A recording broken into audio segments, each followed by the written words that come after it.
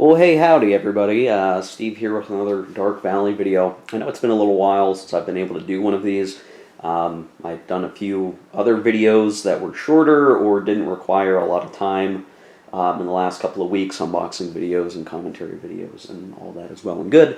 The real impediment to me being able to do more videos here was that I had been having family over for the Thanksgiving holiday time, and then recently I was also feeling under the weather, not feeling well, so it's just been hard to get back to the game table here. Now this video is going to be covering turn 19 of the game, which is one of those intervening turns that is not covered by a predefined scenario. Excuse me. The next actual scenario, if we were to set up and play a separate scenario, would be Operation Citadel, which would start on turn 24. So this is sort of where we're, really playing through the winter of the Grand Campaign game. We really haven't done that yet on camera, and these are sort of tending to be the turns that are perhaps better for the Soviets, but, there's just a lot that can happen in between. And I guess the really important thing is, for me, that I keep in mind is every turn, the Soviets are getting something like 20-some combat factors of replacements every turn. So if in the winter not a lot is happening, that's a great opportunity for the Soviets to sort of realign and get their stuff in a better position and get more units on the board for sure. So we're going to look at that. One thing before we get into the turn itself is I wanted to pose a question to the viewers and figured this is the best place to do it within the first few minutes, so that if you're watching, I'm not plugging this at the end of the video, which some people might skip or never see. I've been doing these videos basically one turn a video for 19 some videos, maybe a little less than that, really 16, because we combined a few turns when I split up the scenarios. And it's taking a while, right? So I record a video, or I record a turn's worth of stuff. Then I render it into one video, and I post it. And what takes a while there is me playing through the turn, but also stopping and explaining each move. And I know people like that. So I'm going to pose this question to the viewers, and I'll just kind of help get some feedback on how we want to approach this. I can either continue as is, one turn, one turn per video, and continue all the way through. Again, we're intending to get to either turn 44, or if there's a place where I think the campaign game is a foregone conclusion, we'll either end it early or switch to the next scenario, wherever that happens to be on the game turn schedule. And that's still my intention, right? So if there was a point where, hey, the Axis managed to sneak away with an automatic victory, we would just call it, and that would be it. And maybe we'd then look at the next scenario and see how things are different, or vice versa, right? I can continue to do that one turn per video, or I could try to do 2 turns per video. But what that would really mean is, or maybe I should say multiple turns per video, what that would really mean is less individual bit recordings, where instead of doing it like, hey, I played this action shit, here's what happened, I would instead be probably doing here's what happened after the action phase, and talk about each one very quickly. That would shorten the overall video content per turn. So if I did 2 or 3 turns per video, the video would still be about an hour long, but each turn would only take up comparatively 30 minutes as opposed to an hour, which is about what it is now. That would kind of help me get through it faster, because instead of stopping and hitting record and then, doing the whole thing, I would just play through and then talk about what happened in that turn. But that takes away from the level of depth and detail. So I'm really not sure how I want to proceed with that. This video will be in the old style, so I will go through, it'll be an hour-long video dedicated to this turn. But I'm going to put the ball in your guys' court, depending on what you want to see. And I know that the sooner I get done with this game, the sooner I can move on to other stuff that people are interested in seeing me cover, like more World in Flames, like End of Empire, like my huge stack of games that I would love to get to and show you guys some cool stuff. Der Weltkrieg is another one I've got that I'd be interested in doing on the channel. So I'll put that question to you guys and let you think on that. But as we start looking now at turn 19, I'll start to shift that. So if you have an opinion on that question, just put it in the comments below. I do a pretty good job of monitoring comments. Let me know what you think.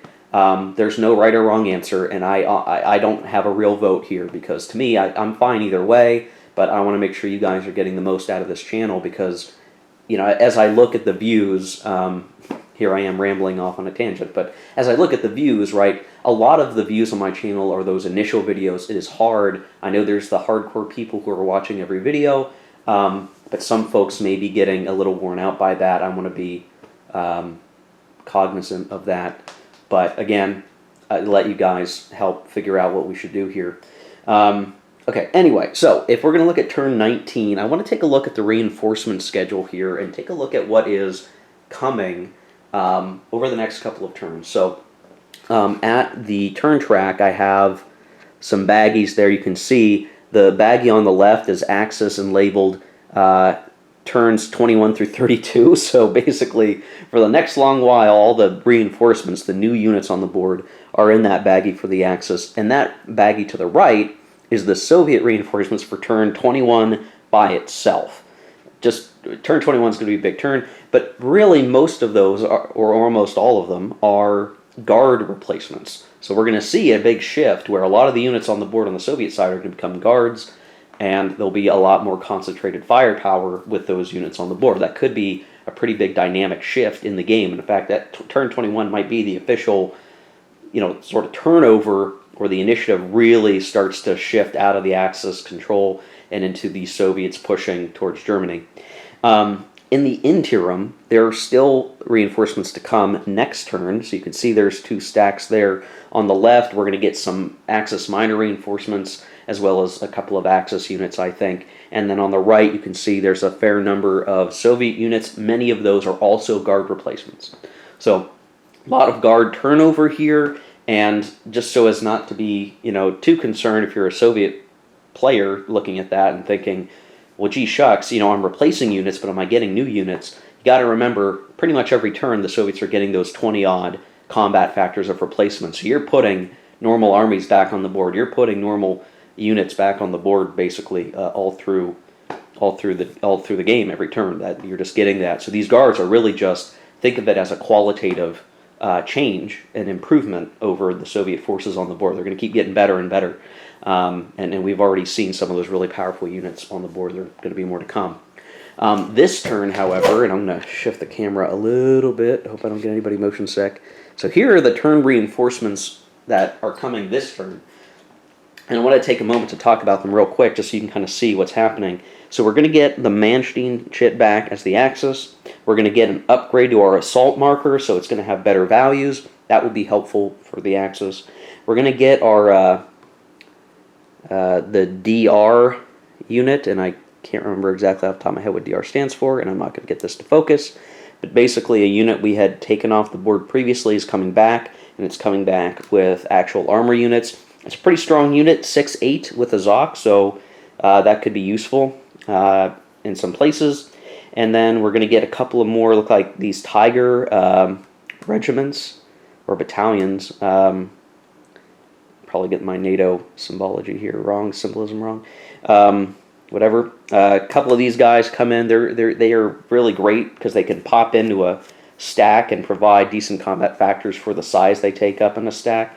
And then some more minor infantry reinforcements. And you can see, you know, we're getting some 1-4s, which are the equivalent of the crappy Soviet 1-4s we saw much earlier in the war. And so like, we see sort of the degradation of the German force pool, where, you know, we're getting stuff for free without paying replacement steps, but they're not that great. So they're going to try to fill gaps and improve some stack strength across the board.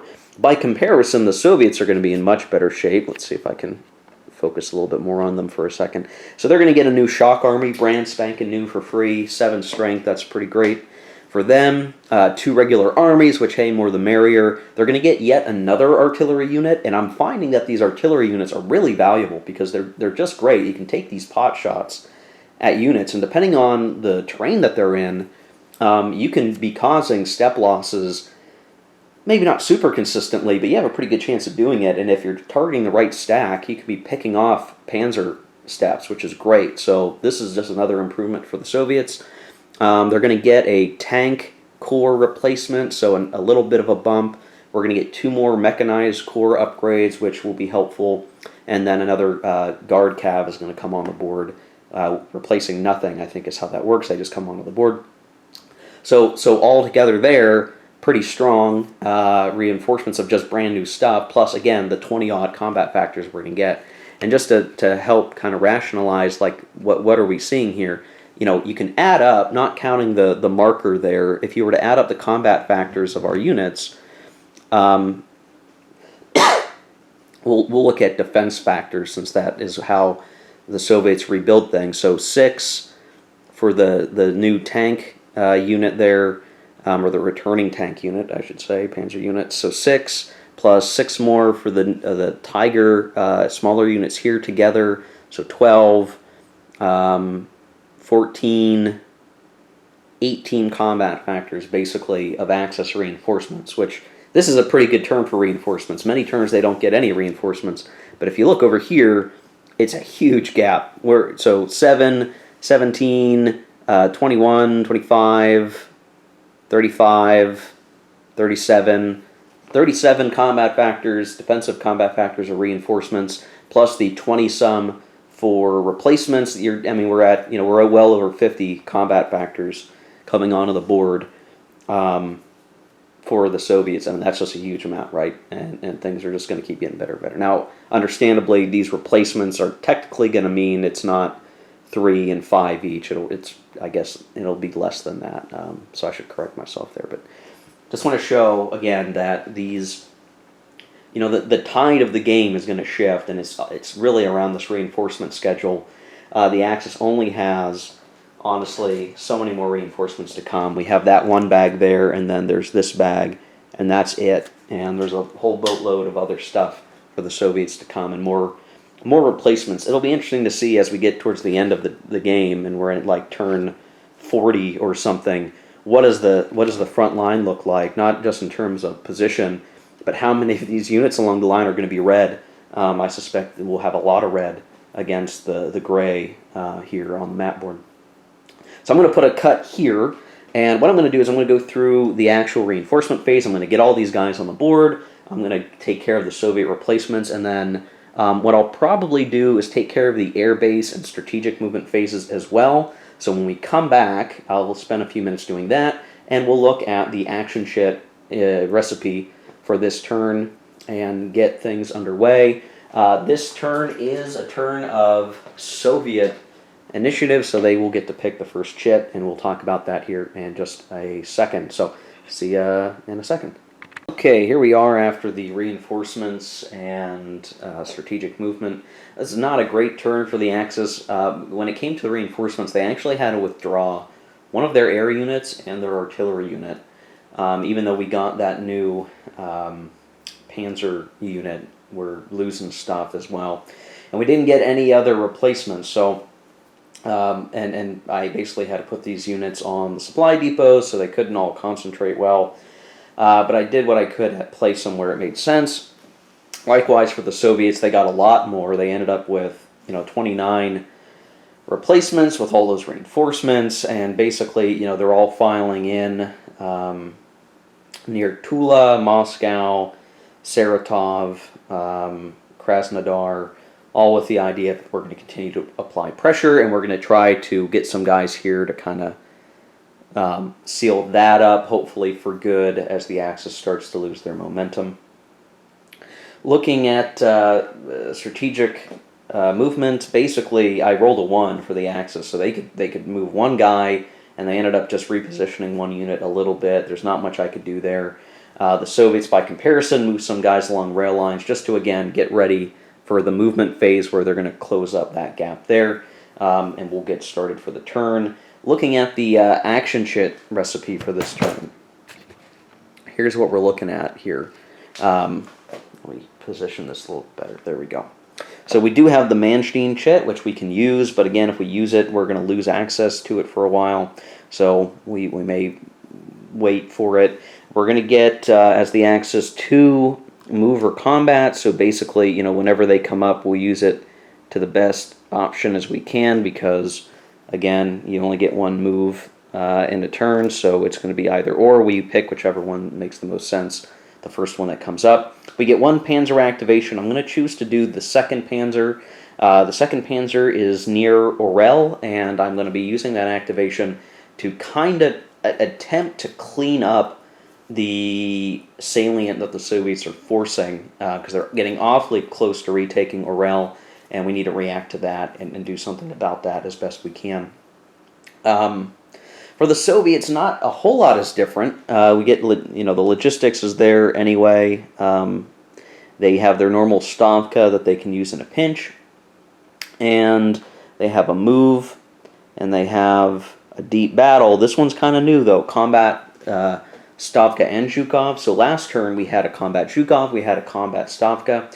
Here it's a combat Stavka Zhukov, and what that really means is it's just a combat. It's a combat chit basically, and like the other chits, all units that are not in range of an HQ would be attacking out of supply, except if you're in range of Zhukov and or Stavka. So before it was you would conduct combat, but you'd be out of supply unless you were within the range of Zhukov. For the Zhukov chit, likewise for the Stavka chit. Here it's combined. So here's where we could actually have, if the HQs were positioned, you know, just so, you could potentially have the same units conduct combat twice if they're both in range and the HQs are there coordinating with each other. I've got them kind of spread out, so it won't really be a huge difference, other than because I'll have a lot of units that may be activating in the same combat turn, we could see, you know, lots of units being damaged all at once instead of staggered out, and advance after combats, creating a really tough situation for the Axis. So not a huge difference here, and for being a winter turn, we still have a lot of potential operational capability here, but the weather is snow, which, as we know from previous discussions here, it's a little bit harder to do things, so a little less movement for Axis units. Airborne Corps may not drop or transport.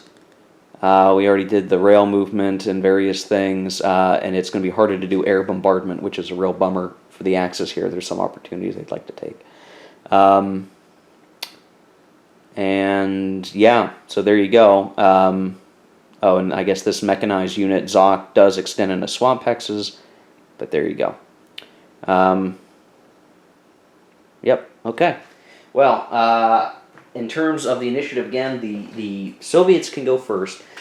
And as I usually like to say, you know, I prefer to do a move at the beginning of the turn so that we can set up for better actions. And I do think that, you know, how the Soviets would like the turn to come out is we do our move, we do our combat, and then we do a deep battle as well. But I could see situations where this might be okay too. And then the Stavka is there for, you know, whatever. I'm actually going to... I didn't put any units in the Stavka reserve, and it's just something that, like, I don't always know what the real value of it is. I think what may end up be happening is that once we, as the Soviets advance a little bit and take some of the cities back, like Orel, like Vitebsk and Smolensk and Voronezh, that will be more useful. We'll plunk some reinforcements there and then take action. But right now, I just don't see a huge amount of value in doing that, because I've already placed units and they're kind of where they need to be, and I don't think a later turn decision would improve it any. I think I'm making the right choices now with the reinforcement placement rather than have a floating, so we're probably not even going to use the Stavka chit this turn, not in real terms anyway. So there you go. Okay, so yeah, we're going to do the movement as our initiative chit. I won't think any more on it. I think that's the best thing to do in this case, so we can set up the lines appropriately. The rest of these guys, Manstein goes in the asset box, and these are all going to go in the cup. I will take care of the Soviet first movement here. It shouldn't take very long for me. For you, it'll just be a second here as we make a cut, and I will see you in a moment. Okay, so I conducted my movements, and as you can see, I've managed to make some movements towards Rostov as the Soviets seeking to potentially do some attacks at some point, though honestly, with the fact that our HQs are hurting us, we may only be doing this just to kind of clog up the Axis, so we'll see what happens. Along the line here, we got some units in place. I couldn't quite close up this little section here, but we're going to cause some problems for the Axis. And other minor movements were made, but really, it's just time to go to the cup. So we're going to do that now. Anything could come up at this point, so we're going to pull it and see what happens. And we get the Axis mover combat. Well, I think in terms of movement, the Axis probably doesn't have a whole lot to do here. So now would be a good time to make some spoiling attacks and hit the Soviets before they've had a chance to attack first. Maybe in likely areas where they would attack, and if we can get better odds and enough to reduce them, that could keep attacks from being performed later. So I'm going to need some time to ponder that and look through the line and see where there are attacks, but I do think I'm probably going to just do this as an attack. I might change my mind and do movement, but this is probably the best move right now, so I think that's what we'll try to do. Okay, so with the Axis combats, I started rolling dice, and about halfway through my combats, you can see I've managed to push some Soviets back in a couple of places, but here's my problem. I think I may have made a mistake in choosing to do combats, and maybe I should have done movement, because the Orel situation is just not great.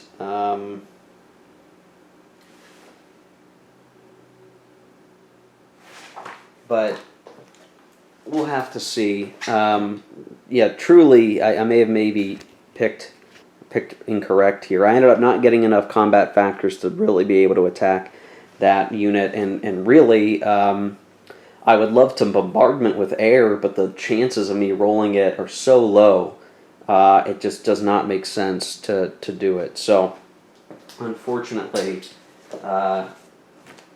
we just can't make very much headway here. So, possibly a mistake, but this is about the time the Germans start making big mistakes or bigger mistakes. So, if some of these combats worked out, it will reduce the ability of the Soviets to make good attacks, but they still have some great opportunities. So we're going to go to the cup, and we will see what we get here. And we get, okay, well, turns out that we're okay, because now I just got the Axis movement. So all that worry for nothing, I guess. I'm going to do the movement, and you'll see, like, it's kind of interesting that what are the real options here for movement? And it's going to be, covering some of these areas, maybe pulling back from the salient, just trying to keep the line together here, and improve the overall situation that we're dealing with sort of the whole way down the line. So we're going to look to do that.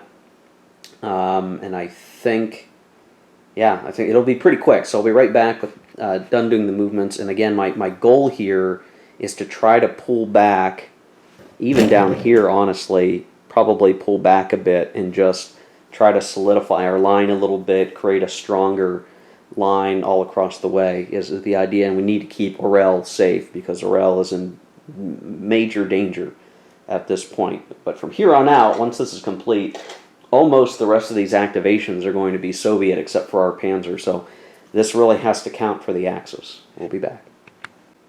Okay, so with the combat over and now movement having taken place, we're pretty much looking at the end of the Axis activations, all except for our 2nd Panzer, which is still in the cup, but not likely to be very useful. Maybe I should have picked a different HQ, but if we look down here, I did pull back over here.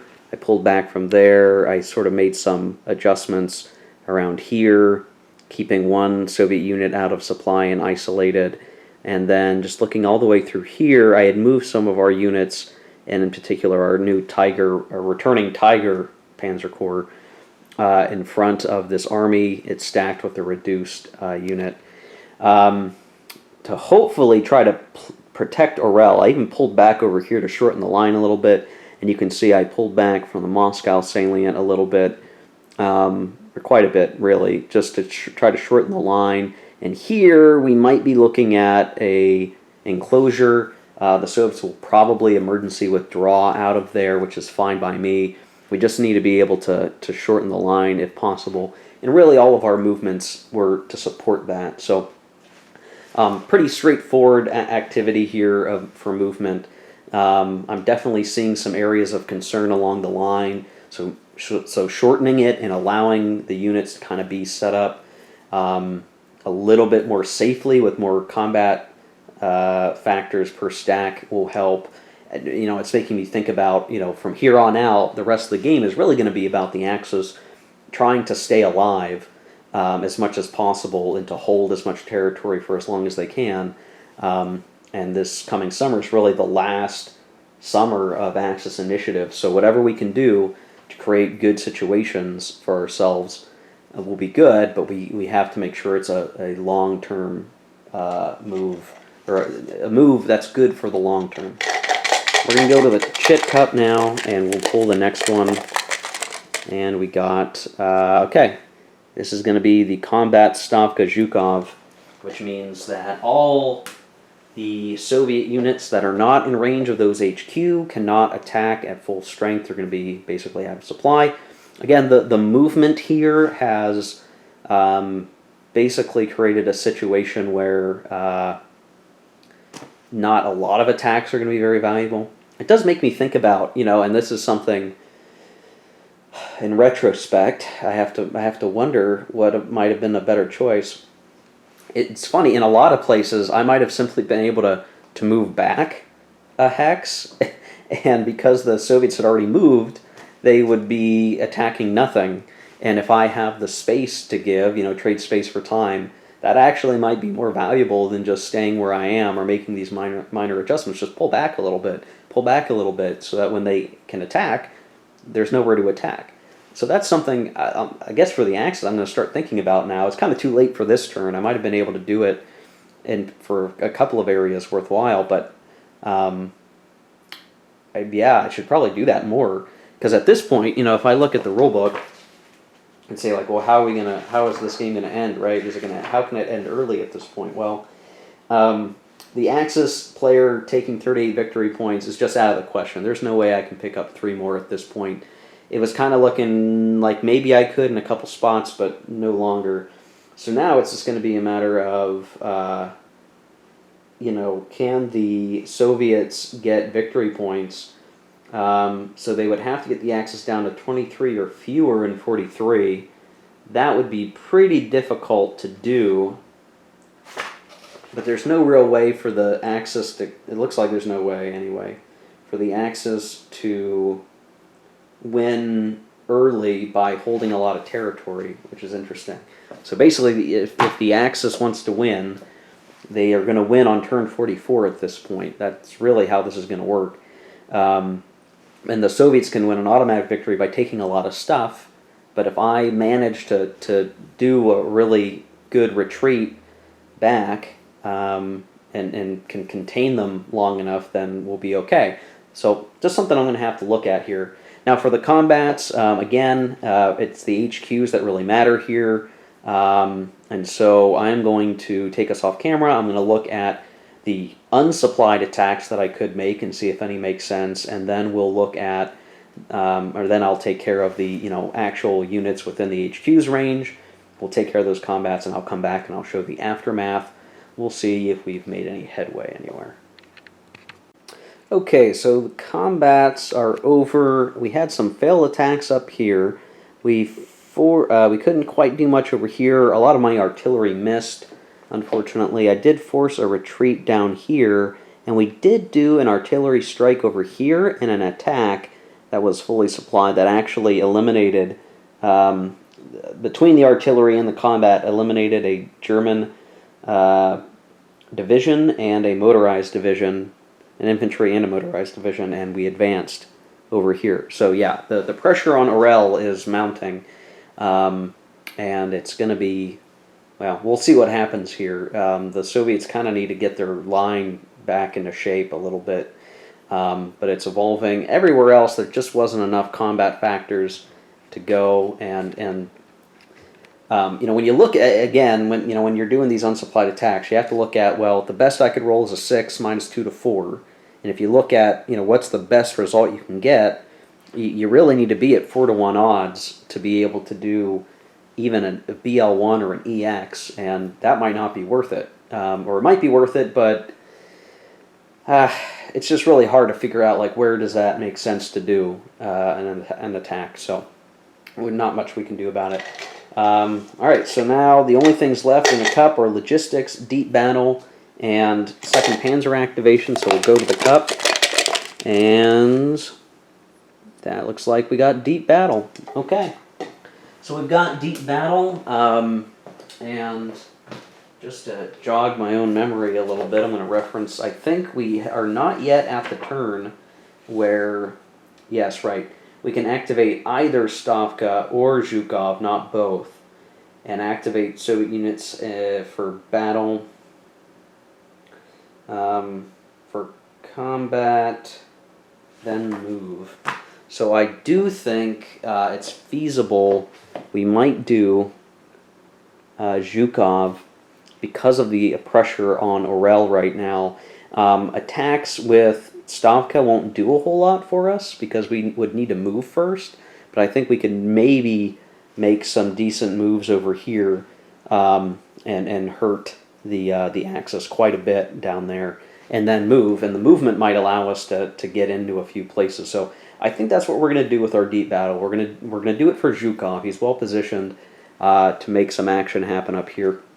So I think I'm going to do that. I'm going to take us off camera, take care of that, and then the final things in the cup are going to be 2nd Panzer and logistics, which, whichever comes out first might really matter here, because we're going to need to have the 2nd Panzer activate to react to this deep battle activation, I think, is how it's going to work out. So we'll be right back. Okay, well, the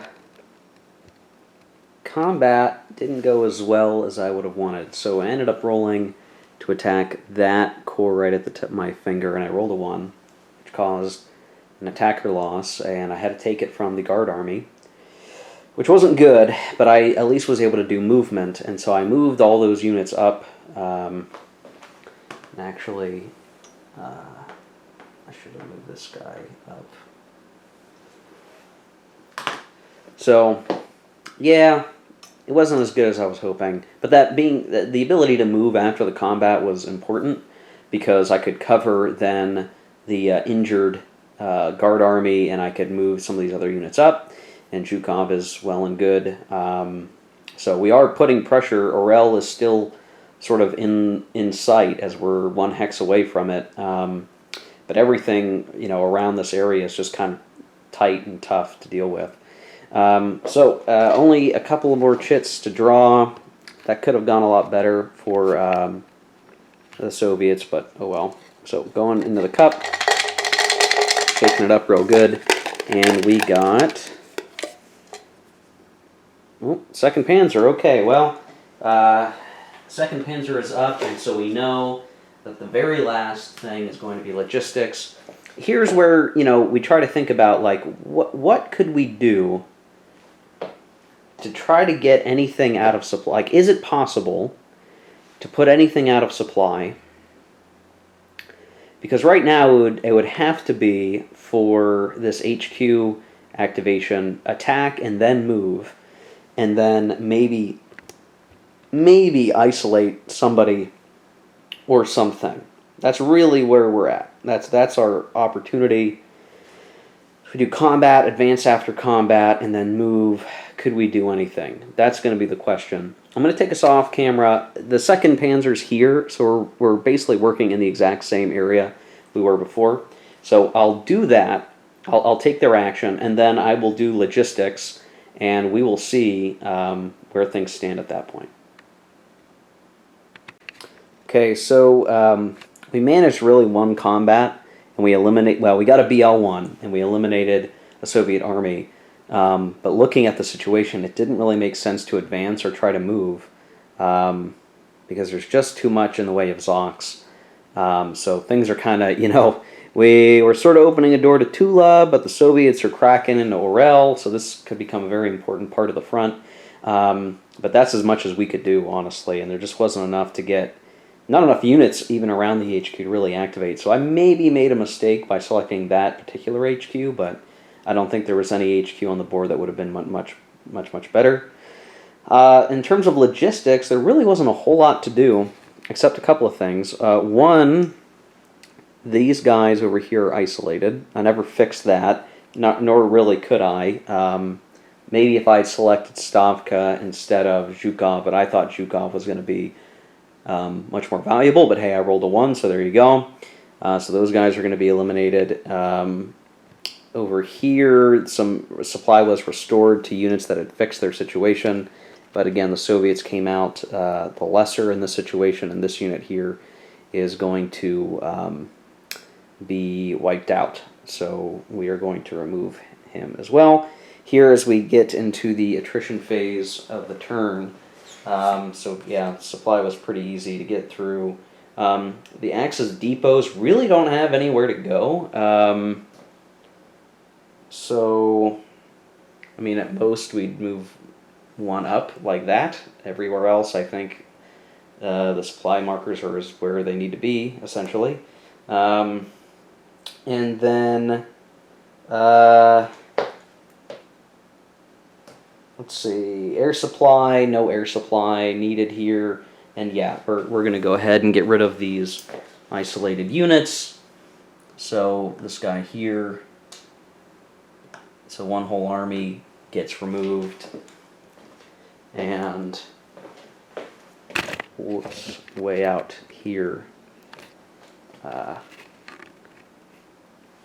not far from Smolensk and Vitebsk, this unit is gone, and it's actually an army and a division that are eliminated. So not bad. I mean, you figure we've removed a few combat factors from the board on the Soviets as the Axis via a couple of very minor adjustments here. But boy, look at this big long front, right? We go all the way up by Leningrad. We can shorten the line a little bit now, right? We can move up a little bit, pull these guys back a little bit, try to fix this, and then we're going all the way down to here, really, is where Rostov is anchoring us. And this situation could actually go badly for the Axis before long here, because the Soviets have a reinforcement city right there. So, yeah, I don't know. Interesting turn. Not a lot happened. A lot less than I thought was going to happen, ultimately. But still,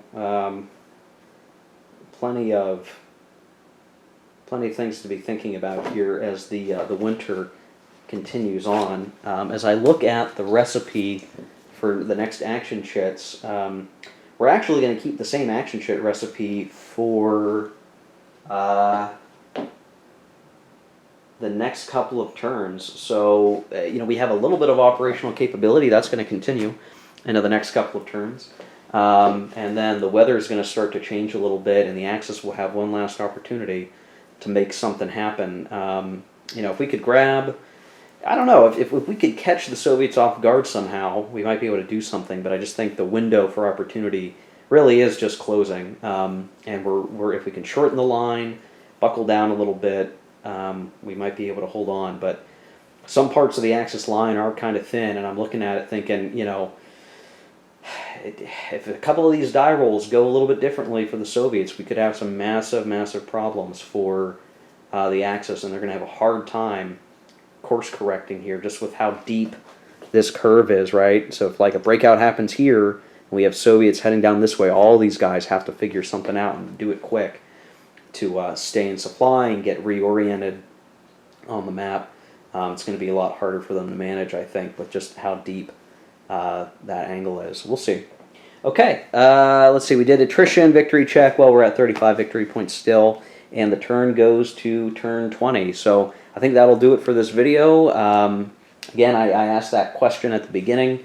this video. What do we want to keep the same format? Do we want to change it up? Let me know in the comments down below. If you like this video, hit like. If you want to see more content like this, hit subscribe.